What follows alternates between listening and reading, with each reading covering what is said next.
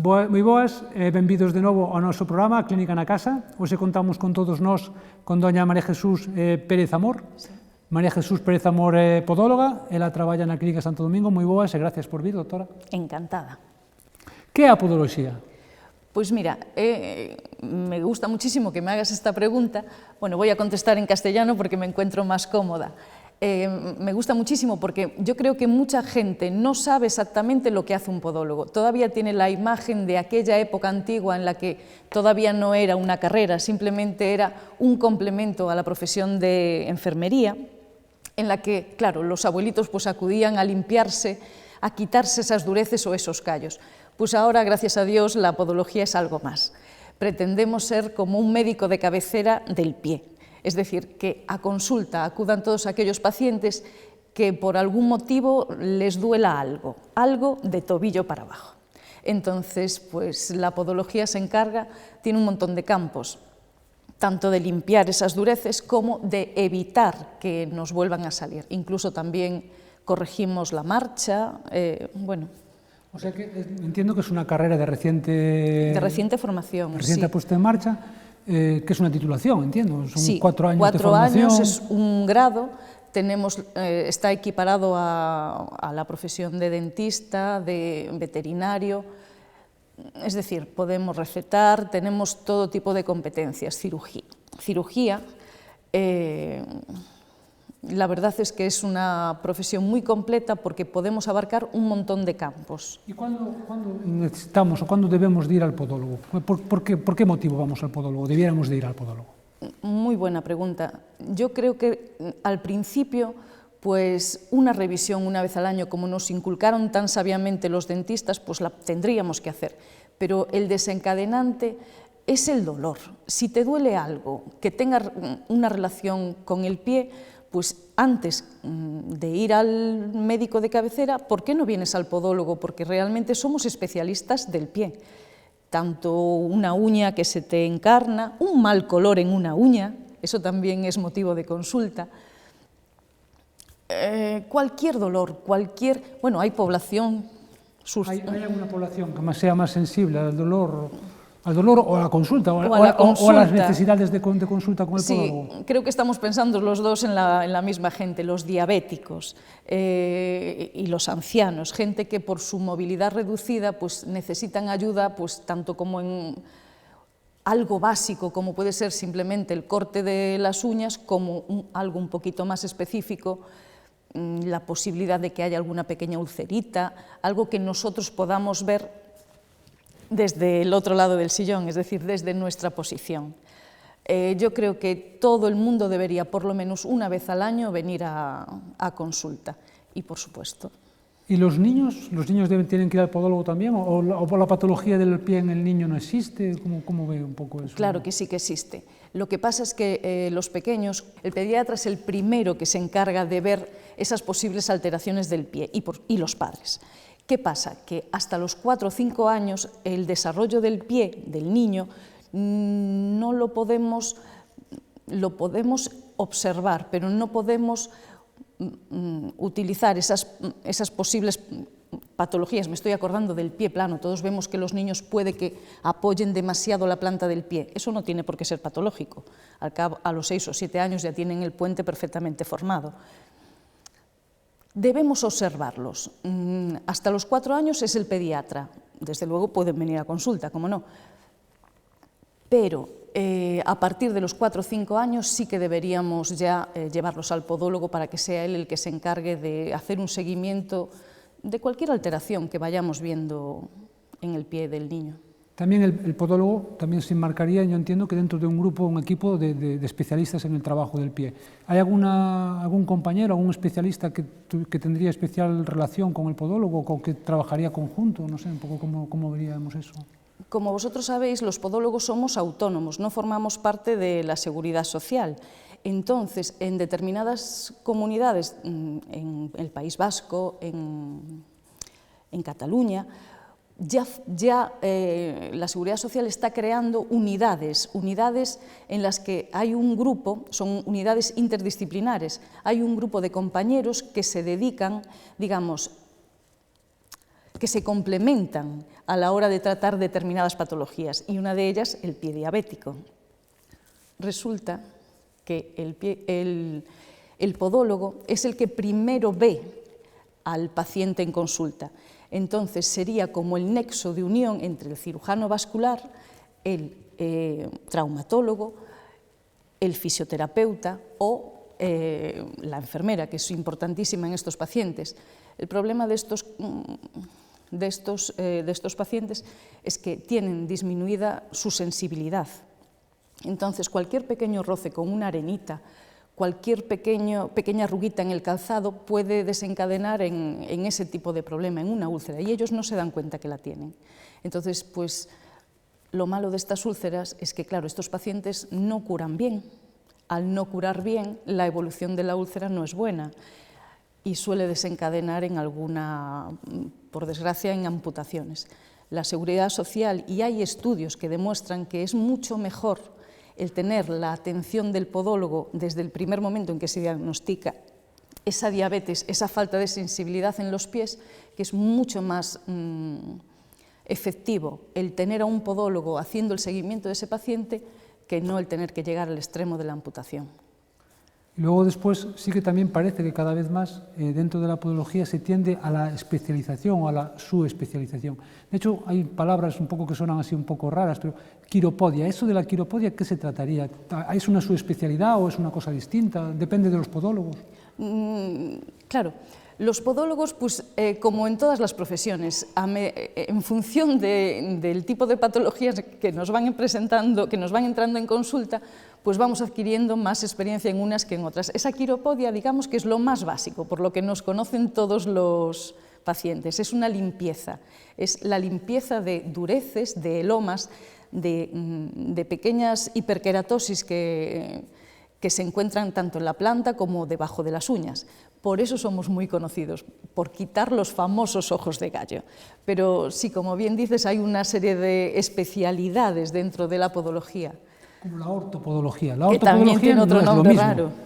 No, la ortopodología, digamos que agrupa toda esa serie de tratamientos que mediante elementos externos no invasivos ayudan a que posibles patologías, tanto de la marcha como estructurales del pie, pues se vean acomodadas, es decir, alivian zonas de sobrepresión. Podemos aliviar ese tipo de presiones mediante elementos externos, es decir, compensando. Y utilizamos materiales como resinas, siliconas, EVAs.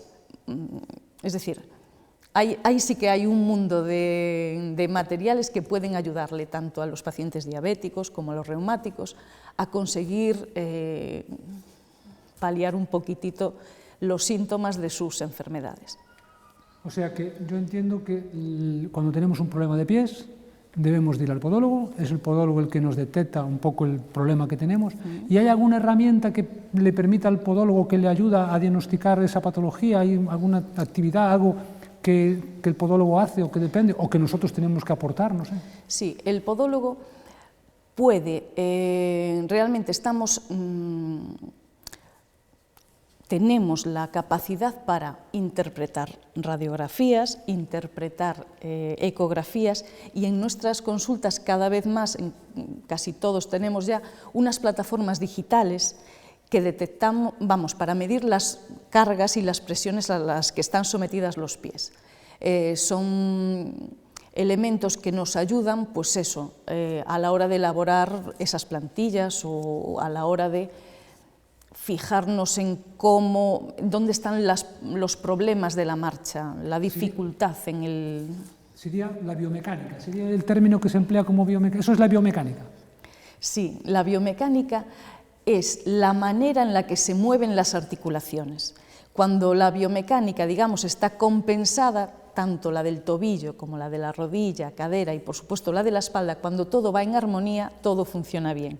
En el momento en que hay una descompensación, en que una articulación no funciona todo lo bien que debería, ahí es donde podemos ayudar los podólogos, intentando acomodar esas pequeñas diferencias. Y yo entiendo que si vamos a hablar de biomecánica, si vamos a hablar de conjunción de las articulaciones, para los deportistas tiene que ser fundamental el poder ayudarles en esta línea, ¿no? Entiendo. Entonces la podología ahí a lo mejor sí que también juega un papel, se me ocurre. Sí. En la mayor parte de los equipos, tanto los grandes y a veces también ya ahora ya empiezan en los regionales, dentro del equipo técnico siempre se encuentra un podólogo, forma parte fundamental del grupo de entrenador, preparador físico, fisioterapeuta, ya tienen todos estos equipos, ya tienen un podólogo. Está comprobado que podemos ayudar a mejorar las marcas, pero no solamente eso a nivel biomecánico, a nivel de mejora del movimiento, mejora de la manera, de la técnica de correr o de la técnica del deporte. También, por supuesto, pues a nivel de vestuario, los pies de todos estos deportistas suelen estar muy machacados. Entonces, pues nosotros pues, formamos parte, digamos, de esa preparación de... Es que el pie es lo que contacta con el suelo. En definitiva, tenemos ahí en nuestras manos la base, la sustentación del cuerpo. O sea que yo entiendo que el podólogo sí que podría hacer una labor de prevención de lesiones en los deportistas. Tanto en los deportistas como en el resto de la población. Considero que deberíamos pues, estar en colegios, en instituciones, dar charlas, animar a la gente, pues, en cierta manera, que nos visiten, pero dando consejos, unas pautas que, desde luego, que a todos nos las dijeron en su momento, que parece que son obvias, pero que no vienen nada mal que nos las recuerden, hábitos de higiene, de cómo se cortan las uñas, de sécate bien en el medio de los dedos, todas estas cosas. Y los deportistas, lo mismo que los diabéticos, lo mismo que los niños, pues todos necesitamos que nos recuerden un poco cómo cuidar el pie. Y en este sentido yo entiendo que los zapatos, las zapatillas de deporte juegan un papel muy importante.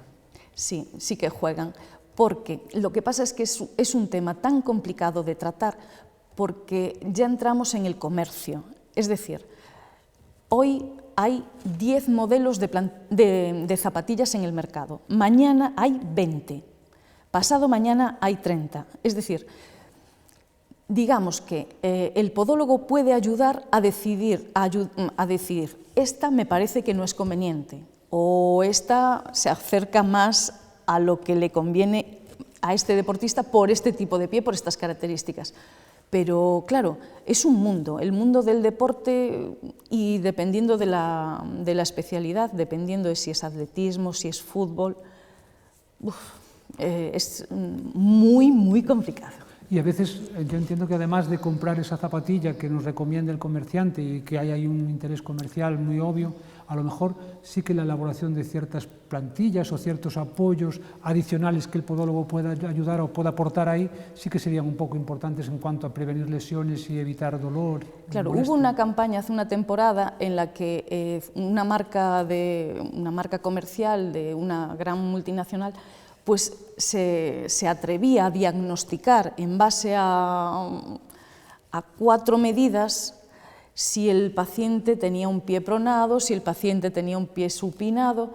Eso no es así de sencillo. Hay que valorar un montón de parámetros, hay que ver al paciente haciendo su deporte, porque a veces la técnica que utiliza no es la adecuada y con unas zapatillas no se va a mejorar. Es importante que haya alguien, un preparador, que le ayude a corregir esa técnica, o un podólogo que le ayude con esas plantillas que son personalizadas, porque nosotros tomamos un molde del pie, o bien se elabora con una venda de escayola, es decir, es individual, no tiene nada que ver con algo que venga de fábrica, que sea... Y no vale para otra persona. No vale para nadie más. Se le hace para esa persona que tiene que usar. Que usarlo. Y muchas veces, pues, por ejemplo, hoy vino a consulta un paciente que quería unas plantillas para ciclismo. Esas plantillas es que no valen ni para andar, porque realmente necesitan llevar una serie de elementos duros que eso no son viables para nada más que para estar subido a una bicicleta, porque la cala de la bicicleta en la zona del metatarso pues ejerce una presión muy grande.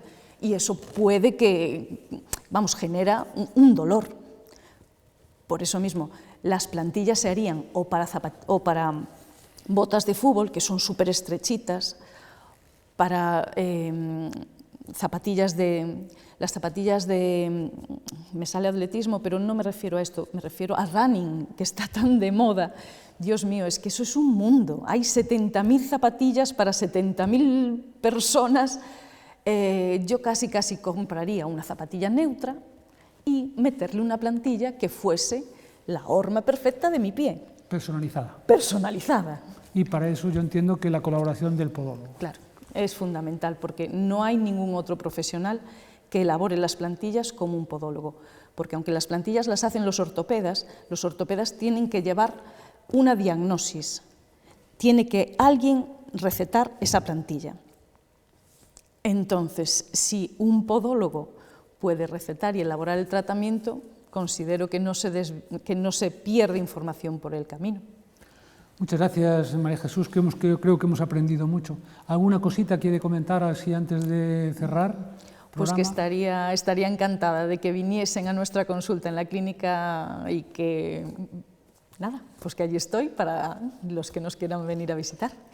Muchas gracias. Gracias. Nada, todos ustedes también darles las gracias por estar aquí, un programa más. Ahora nos despedimos, volveremos para la semana que viene. Para entonces, ahora os dejo con Andrea Rodríguez, que es nuestra fisioterapeuta, y nos va a dar unos consejos saludables en fisioterapia.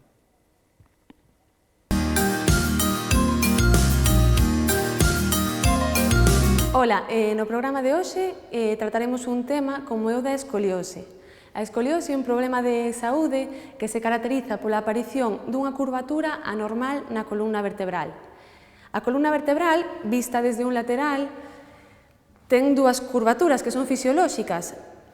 Por un lado, a cifosis dorsal e, por outro lado, a lordosis lumbar. Que pasa nos pacientes que sufren escolioses? Que se o vemos en sentido posterior, a columna, en lugar de estar recta e alineada, ten desviación lateral.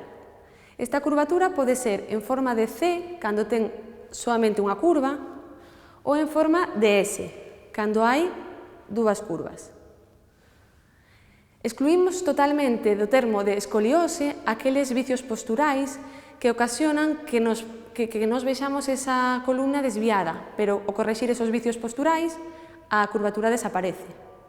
Tamén moitas veces un dolor agudo, como pode ser unha hernia discal, ese dolor causa compensacións musculares, entón vamos a adoptar posicións para intentar que o dolor se reduza. Eso tampouco estaría considerado escoliose. A escoliose só se produce cando hai unha deformación estrutural das vértebras, e iso ocasiona a curvatura. Os pacientes que teñen escolioses, digamos que teñen algunhas diferencias anatómicas. Por un lado, veremos que unha das súas cadeiras tende a estar máis alta que a outra. Paralelamente, un dos omóplatos ou paletillas tamén soe estar elevado. Polo tanto, tamén condicionará o ascenso da articulación do ombro. A cabeza soe estar tamén inclinada hacia un dos lados. E, por último, se lle pedimos ao paciente que faga unha flexión anterior do tronco, veremos que a distancia entre a columna e un dos ombros é moito maior que a contralateral. Tamén pode aparecer, nos casos máis salientables, unha giba. Os pacientes que sufren escoliose normalmente non se detectan no nacemento, senón que no proceso de maduración ósea, de crecemento, cando podemos notar estas anomalías.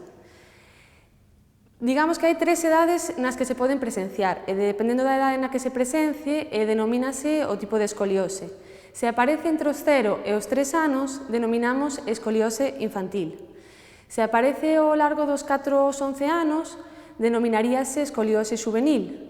E, por último, se aparece no período de adolescencia, se é unha escoliose adolescente. Normalmente, unha vez termina ese período de maduración ósea, a escoliose non tende a empeorar, é dicir, a curvatura non tende a crecer. Solamente podería empeorar no proceso degenerativo ao longo dos anos, cando os osos van degenerando, poderían pronunciarse todavía máis esas curvas. O tratamento que se realiza en fisioterapia vai acompañado a maioría das veces de outros tratamentos, como son o ortopédico, moitas veces aplícase un corsé corrector, ou tamén, nos casos máis graves, o tratamento cirúrxico. Sempre ten que estar diagnosticada a escoliose por un médico, que terá que controlar cada 6 meses aproximadamente a evolución desta curva e pautar o tratamento.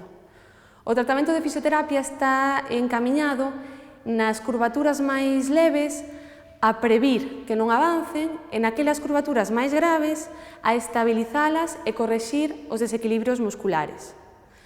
Para eso, en fisioterapia temos unha serie de exercicios que se realizan diariamente e os cales debemos de ter en conta nos casos das escoliosis máis leves, sobre todo. A continuación, veremos estes exercicios que poden ser realizados nos vosos fogares. A continuación, veremos unha serie de exercicios recomendados en pacientes que sufren escoliosis. Neste caso, os exercicios están orientados a aqueles pacientes nos cales a curvatura é dorsal esquerda. Vamos a realizar os exercicios nunha esterilla na cal nos vamos a colocar en posición de cuadrupedia, ou a 4 patas. O primeiro paso consistirá en aproximar a perna esquerda e atrasar un pouquiño o brazo esquerdo. Nesta posición, o brazo dereito elevarase e cruzará por encima do esquerdo.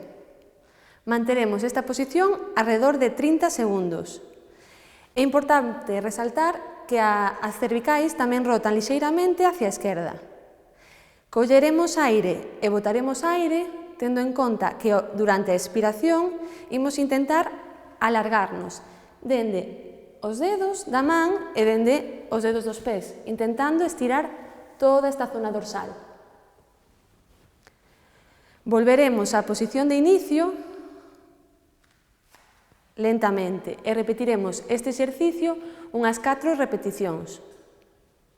O seguinte exercicio consiste igualmente en aproximar perna esquerda, retrasar un pouquiño ombro esquerdo e aproximar glúteo esquerdo a tobillo esquerdo.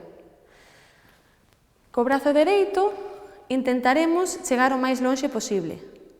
Manteremos esta posición igualmente alrededor de 30 segundos. Volveremos á posición de inicio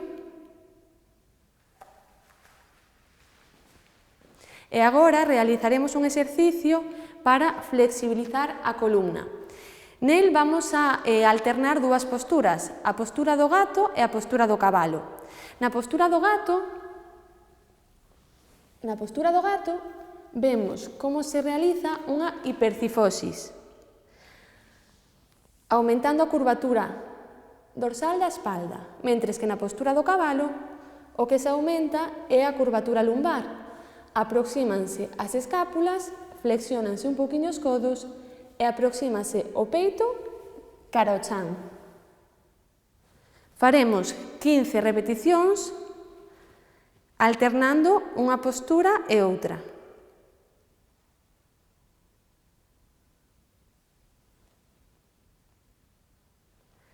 Volveremos entón á posición de partida, a cuadrupedia. No seguinte exercicio, o que faremos será elevar lateralmente o brazo esquerdo a vez que a zona cervical rota conxuntamente con el. Despaciño volveremos á posición inicial. Repetiremos este exercicio 30 repeticións. No seguinte exercicio faremos unha elevación da perna esquerda e simultaneamente do brazo do mesmo lado, intentando manter o equilibrio na posición e volvendo á posición de cuadrupedia de forma progresiva. Realizaremos en torno a 30 repeticións deste exercicio.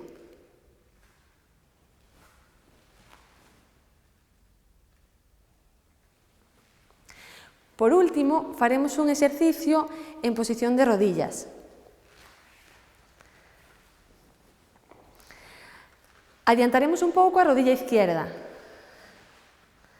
O brazo esquerdo acompañará a rodilla e, co brazo dereito, faremos un semicírculo por encima da nosa cabeza. Manteremos esta posición en torno a 30 segundos e faremos 4 repeticións. Até aquí os exercicios recomendados para o estiramento nos casos de escoliosis dorsal esquerda.